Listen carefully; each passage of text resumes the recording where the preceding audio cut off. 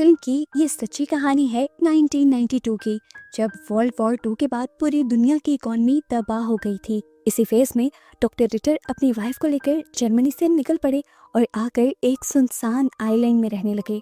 यहाँ रहकर इन्होंने नई जिंदगी की शुरुआत कैसे की जाए और दुनिया में सरवाइव कैसे किया जाए, ऐसे टॉपिक्स पर फिलॉसफी लिखना शुरू की। अपनी किताबों में इन्होंने अपनी आइलैंड की आइसोलेटेड यानी सबसे अलग थलग लाइफ के बारे में भी बताया। आइलैंड के पास से गुजरने वाली शिप्स इनकी राइटिंग्स ले जाया करते थे। इनकी फिलॉसफीज और कहानी पहले पहले न्यूज़पेपर्स में छपने लगी और दुनिया को इतनी पसंद आने लगी कि जल्द ही ये पूरी दुनिया में मशहूर हो गए। यहाँ तक कि लोग उनको फॉलो भी करने लगे। ऐसे ही उनका एक फैन कपल हेंस और उसकी वाइफ भी उनको देखते हुए सब कुछ छोड़ छाड़ कर इसी आइलैंड पर रहने के लिए आ गए अपने बेटे के साथ। ये वक्त था 1932 का। डॉक्टर रिटर के आने के लगभग 3 साल बाद का वक्त, जब ये कपल यहाँ आया था। ये दोनों यहाँ पर आकर रिटर और उसकी वाइफ से मिलते हैं, पर साफ पता चलता है कि वो लोग उनके यहाँ आने से खुश नहीं हैं। हालांकि हेंस को लगता था कि डॉक्टर रिटर उनको देखकर इम्प्रेस होंगे अपने आप से। हेंस उनकी नाराजगी को भांपते हुए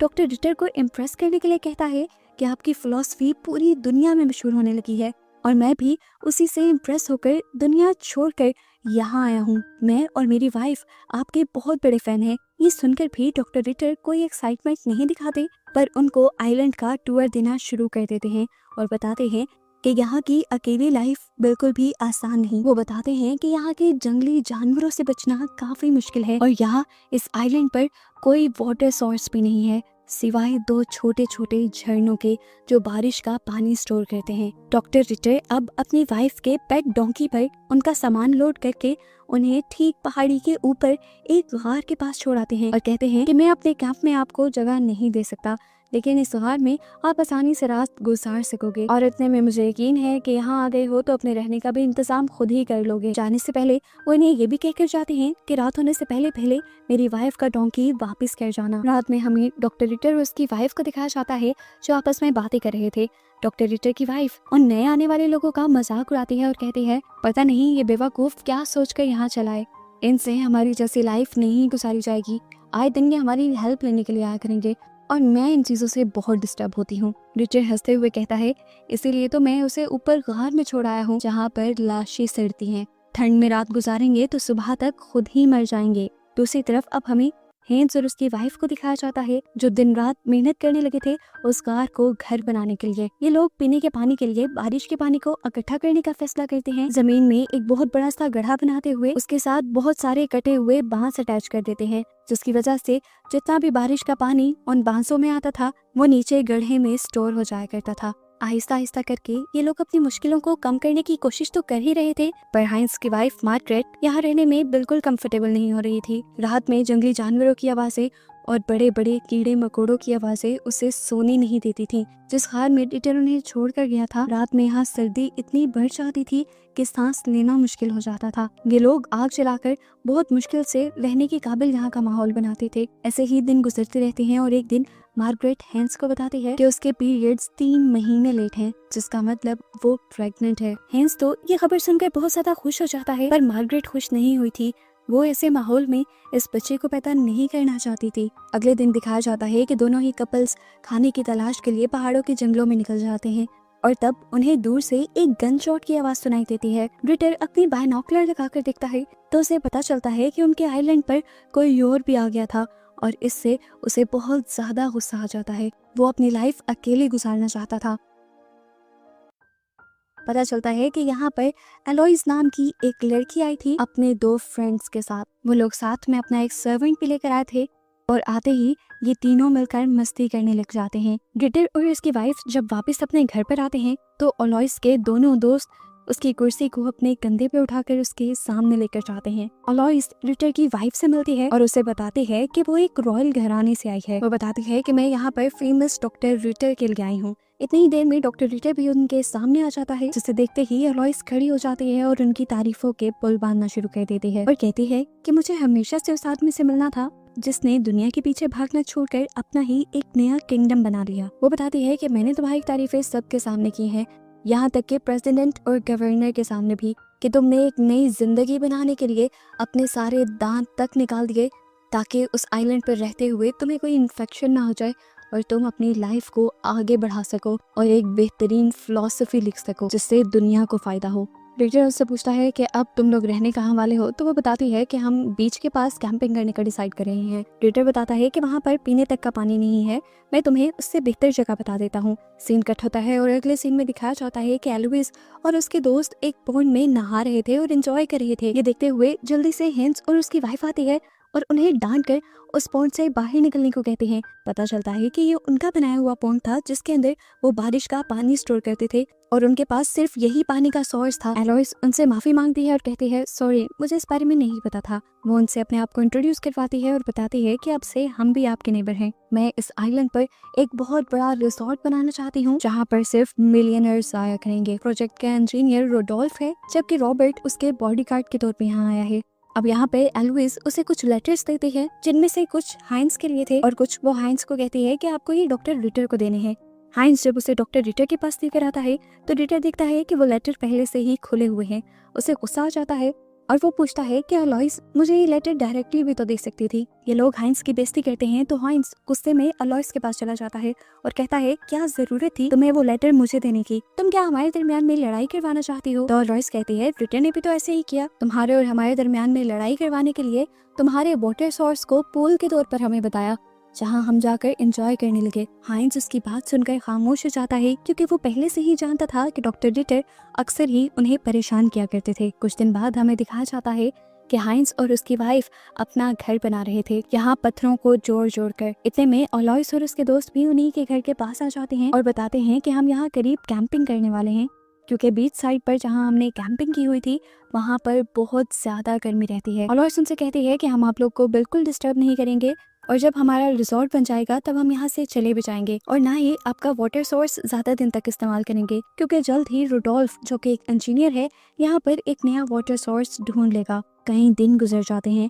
रोडोल्फ दिन रात मेहनत करता है, खुदाई करता है, लेकिन उसे यहाँ पर कोई वाटर सोर्स नहीं मिलता और इस चीज से वो बहुत ज्यादा फ्रस्ट्रेटेड हो जाता है। गुस्सा ज्यादा उसे इस बात पे भी आता है कि वो अकेला ही काम करता रहता है जबकि यहाँ पर अलोइस और रॉबर्ट अपने एंजॉयमेंट में ही लगे रहते हैं। एक दिन उसे इतना ज्यादा गुस्सा आ जाता है कि वो अलोइस और रॉबर्ट के प्राइवेट टाइम में जाकर उन पर गुस्सा होने लग जाता है। वो अलोइस से कहता है तुम्हारा दिमाग खराब था कि तुम मुझे यहाँ ले आई, मैं एक इंजीनियर हूँ, तुम्हारे पास कोई प्लान नहीं था, यहाँ कोई गार्डन नहीं था, तुम बस मुझे यहाँ खींच लाई हो और मेरा टाइम वेस्ट कर रही हो। इन चीजों से अलोइस को गुस्सा आ जाता है और वो हर्ट होकर जंगलों में चली जाती है। इतने दिन हो गए थे इन लोगों के पास खाने को भी कुछ नहीं था, इसीलिए रॉबर्ट और रोडोल्फ हाइन के घर पर नजर रखने लग जाते हैं वहां से फूड चुराने के लिए। दिखाया जाता है कि आज मार्गरेट को अजीब सा पेट में दर्द होने लगा था। वो जान गई थी कि टाइम आ गया है जब उसे एक बेबी को जन्म देना होगा। वो हाइंस को जोर जोर से आवाज़ें देकर बुलाती है लेकिन हाइंस करीब नहीं था। वो बाहर निकलती है, सब लोगों को मदद के लिए बुलाती है, चिल्लाती है। रॉबर्ट और रोडोल्फ छुपे रहते हैं लेकिन उसकी मदद के लिए नहीं निकलते। मार्गरेट यहाँ से निकलकर अलोइस के टेंट के पास जाकर मदद मांगने का डिसाइड करती है और पीछे से दिखाया जाता है कि मौका पाकर वो लोग मार्गरेट के घर चोरी करने के लिए घुस जाते हैं। इधर अलोइस भी मार्गरेट की दुख भरी आवाज सुनकर भी टेंट से बाहर नहीं निकलती क्योंकि उसे मार्गरेट की मदद करनी ही नहीं थी। मार्गरेट थकी हारी अपने घर वापस आ जाती है और उसके वापस आते ही रॉबर्ट और रोडोल्फ छुप जाते हैं वो सारा खाना लेकर जो उन्होंने अभी चुराया था। मार्गरेट के पास अब कोई चारा नहीं था।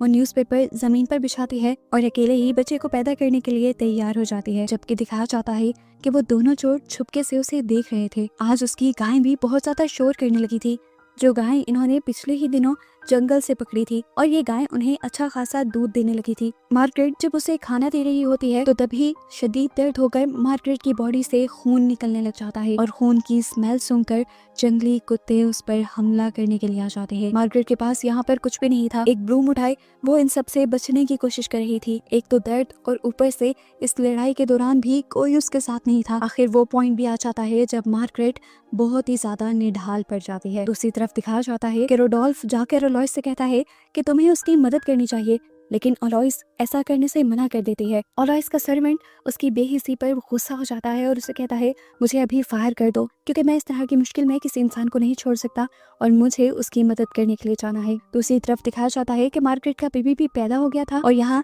जंगली कुत्ते उसे खाने के लिए पड़ रहे थे। इससे पहले कि कुछ भी बुरा हो जाता, हाइंस और उसका बेटा यहाँ पर पहुंच जाते हैं और वक्त रहते ही वो इन सभी कुत्तों को भगाने में कामयाब हो जाते हैं। आगे बढ़कर हाइंस देखता है कि उसका बेटा तो हेल्दी था, लेकिन मार्garet की कंडीशन बहुत ज्यादा बुरी हो गई थी। बच्चे को पैदा करने के बाद वो बेहोश हुई थी और उसके बाद अब तक उसे होश नहीं आ रहा था। हाइंस भागते हुए डॉक्टर रिटर के पास जाता है उनकी मदद लेने के लिए, लेकिन डॉक्टर रिटर भी उनकी कोई भी मदद करने से इनकार कर देते हैं। हाइंस अब टूट चुका था। उसकी हालत को देखते हुए डॉक्टर रिटर की वाइफ उससे मदद करने को कहती है और डॉक्टर रिटर जब मार्garet के पास पहुंचते हैं तो देखते हैं कि उसकी हालत बहुत ज्यादा खराब हो चुकी थी। उसका प्लेसेंटा अभी तक उसकी बॉडी के अंदर था, जिसे निकालने के लिए वो हाइंस से एक चम्मच और गर्म पानी मांगते हैं और इन दो चीजों की ही मदद से वो मार्garet का ऑपरेशन करते हैं। मार्garet को बहुत ज्यादा दर्द भी होता है, लेकिन इस दर्द भरे प्रोसेस की वजह से उसकी जान आखिर बच जाती है। अब सीन कट होता है और हमें कई महीनों बाद का सीन दिखाया जाता है। आइलैंड पर अब गर्मी आ चुकी थी। गर्मी की वजह से ये पूरा आइलैंड सूख चुका था और यहाँ पर पानी की बहुत ज्यादा कमी हो गई थी। जाहिर सी बात है अब इनके पास खाने को भी कम बचा था और रिटर भी अब अपनी और फिलोसफीज नहीं लिख पा रहा था।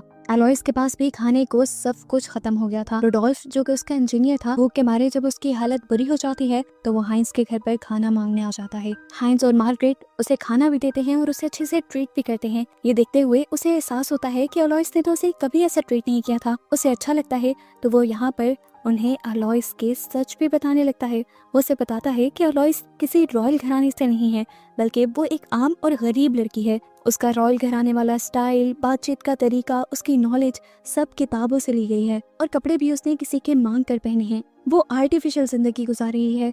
उसने अपने आप को ख्वाबों में एक शहजादी समझा और असल दुनिया में भी अपने आप को शहजादी बनाने लगी। वो बताता है कि उसके माँ बाप ने भी उसे छोड़ दिया था, जिसके बाद वो पेरिस के क्लब में डांस करने लगी थी और वहीं पर वो रॉबर्ट और रोडोल्फ से मिली थी। डॉक्टर रिटर को भी वो पढ़ा करती थी, उन्हीं से उसे इस आइलैंड का पता चला था और वो रोडोल्फ को एक होटल बनाने के झांसे में यहाँ ले आई थी। खैर सीन कट होता है और हमें दिखाया जाता है कि हॉलीवुड का एक बहुत ही बड़ा फिल्म डायरेक्टर इस आइलैंड पे आया था अपनी पूरी टीम के साथ और इन सब लोगों के लिए बहुत सारी खाने पीने की सप्लाईज लेकर। वो भी डॉक्टर रिटर से बहुत ज्यादा इम्प्रेस था और डॉक्टर रिटर से मिलने के लिए आया था। जैसे ही एलोइस को उसके आने की खबर मिलती है तो वो खुश हो जाती है, क्योंकि उसे लग रहा था कि वो डायरेक्टर को अपने काबू में कर उसके जरिए अपने सारे ख्वाब पूरे करेगी। एलोइस अच्छे से तैयार होती है और उस आदमी से जाकर मिलती है। ये आदमी एलोइस को ज्यादा भाव नहीं देता तो उसे अच्छा भी नहीं लगता। रात में दिखाया जाता है कि इसी डायरेक्टर ने यहाँ पर एक पार्टी रखी थी डॉक्टर रिटर के ऑनर में। वो डॉक्टर रिटर का शुक्रिया अदा करते हैं कि डॉक्टर रिटर ने दुनिया को बहुत अच्छी फिलोसफीज दी थी और साथ ही वो डॉक्टर रिटर की बहादुरी की भी तारीफ करते हैं, क्योंकि उन्होंने अकेले इस आइलैंड पर आकर जिंदगी शुरू की थी। साथ ही साथ वो मार्garet की भी तारीफ करते हैं कि उसने इस आइलैंड पर पहला बच्चा पैदा किया है। पार्टी खत्म होने के बाद सभी लोग अपने घर चले जाते हैं और एलोइस को पता चलता है कि ये लोग भी यहाँ पर कोई फिल्म बनाने नहीं आए थे, बस पार्टी करने के लिए आए थे और अगली सुबह वो चले जाएंगे।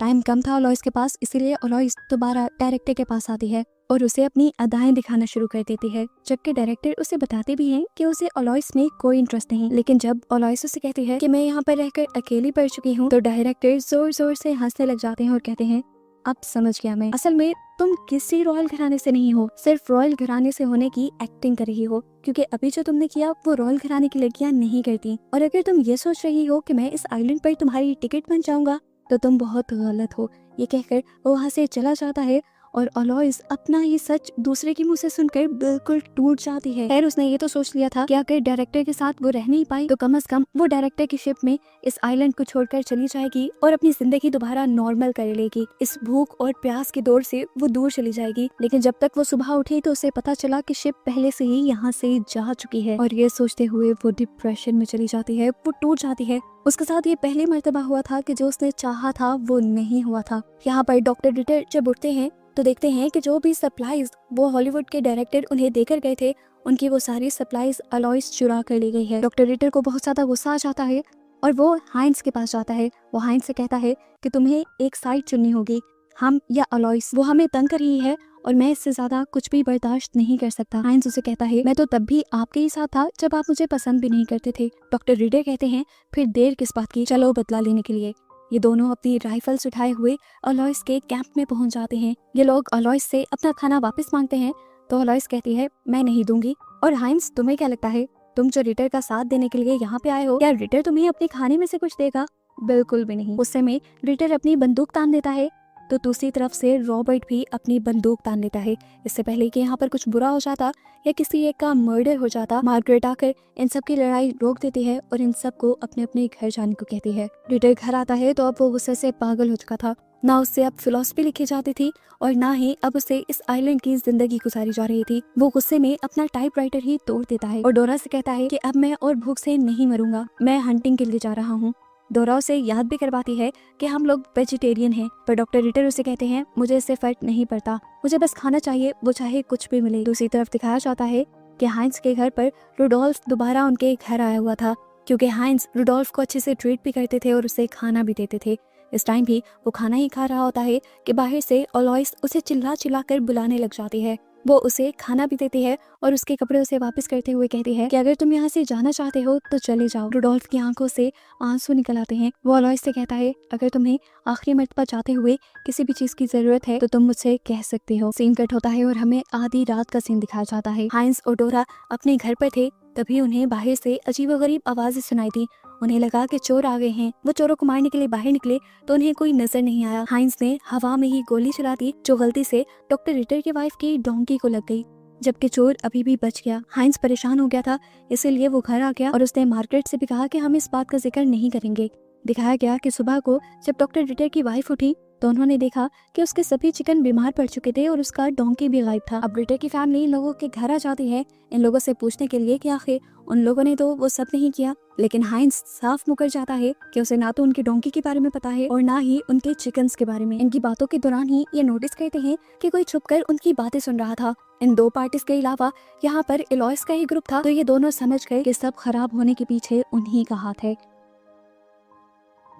ये दोनों ही अलोइस से बदला लेने की ठान लेते हैं और अपनी दुश्मनी को दोस्ती में बदल लेते हैं। इससे पहले कि ये अलोइस से लड़ जाते, इन्हें रास्ते में रुडोल्फ मिल जाता है, जिसे जब ये दोनों मारने की धमकी देते हैं तो वो सच उगल देता है कि रिटर की वाइफ का डोंकी उसने ही अलोइस के कहने पर गायब किया था। वो इनसे माफी मांगता है और कहता है कि आइंदा मैं कम से कम ऐसा कुछ नहीं करूंगा, मुझे बस अब इस जहन्नुम से छुटकारा चाहिए। रिटर और हाइंस उसकी बात का भरोसा कर लेते हैं और ऐसे रुडोल्फ भी उनकी टीम का हिस्सा बनते हुए अलोइस से बदला लेने के लिए उनके साथ चला जाता है। वहां जाकर चिल्लाते हुए ये लोग अलोइस को बाहर निकलने को कहते हैं।